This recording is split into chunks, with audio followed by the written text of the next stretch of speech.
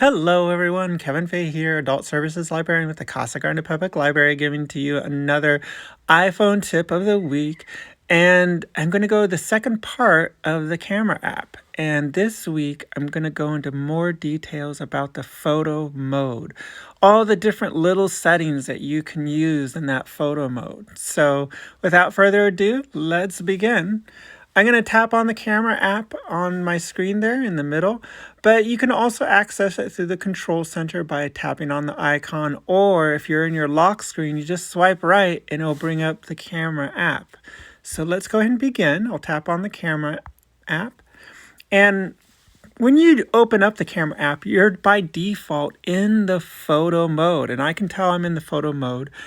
In the bottom there, the photo is highlighted in yellow. That tells you what mode you're in. Now, there's a lot of stuff that you can do before you take your shot. And one of them is to zoom in and out. Now, by default, the camera is zoomed in, and I can tell where it says one-time zoom in. If I tap on that, it zooms out to a 0.5, and it gives you a broader field of how you're taking the photo. So you can toggle that by tapping that, and you can see what it looks like.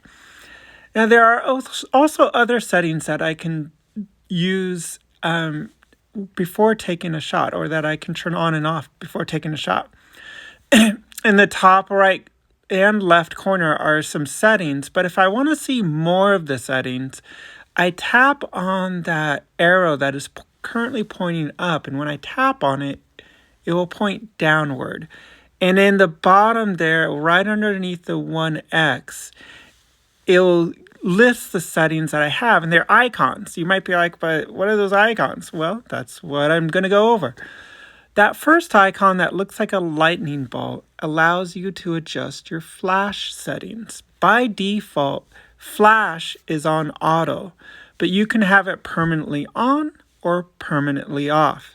I suggest keeping it on auto, but if there's a time where you don't want the flash, which it happens more often than frequent, if there's a time where you don't want the flash to come on, this is where you can turn it off. Now, the little thing that looks like a hazy moon, that is the night setting, and you really only need to adjust this when it turns gold or yellow. And what this will allow you to do, and it's kind of a newer feature for the iPhones, it allows you to adjust the length in which the camera's lens stays open. Now, that's kind of complicated. For those who are in photography, you kind of know what that means. But for those of you that don't, the longer the camera lens stays open, the more light that can come in. And when you're taking like a night shot, the more light that you have come in, the better you'll be able to see what you're taking a picture of. Or the better you'll be able to see what the picture is that you're taking a picture of.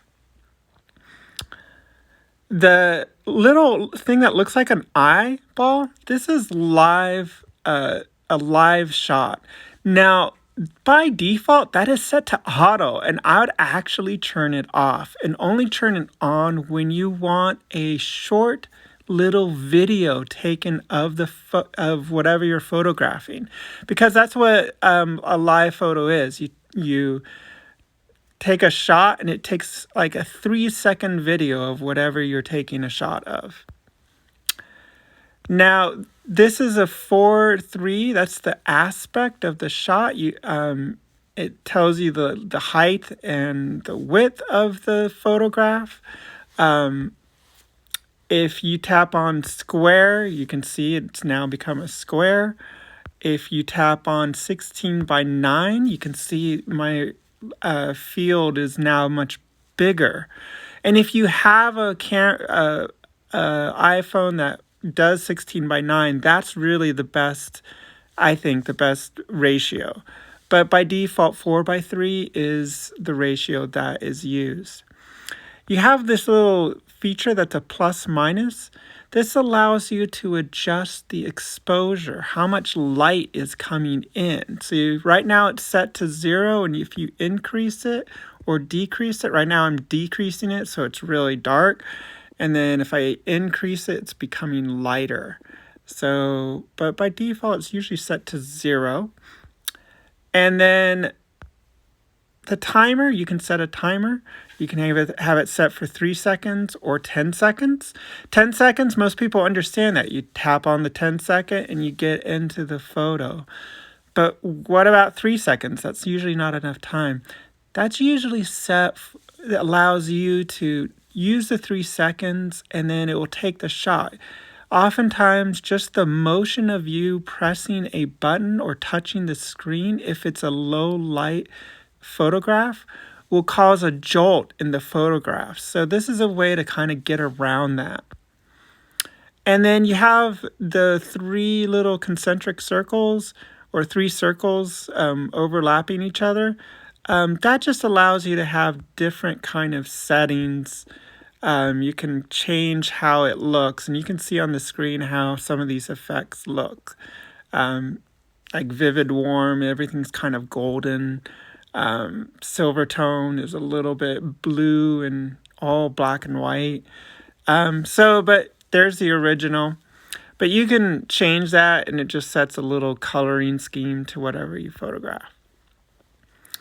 Other settings, really that's it. Again, the little circle with the 2 arrows going in a circle, that allows you to change your front screen camera to your back screen camera to your front screen camera. So if I do it like this, now you can see me. That's how a lot of people take selfies. But you press it again, it turns onto your back screen camera. That does it for the iPhone tip of the week, or the second part of the iPhoto tip of the week. I hope you all enjoyed the tip, and I hope to see you next week.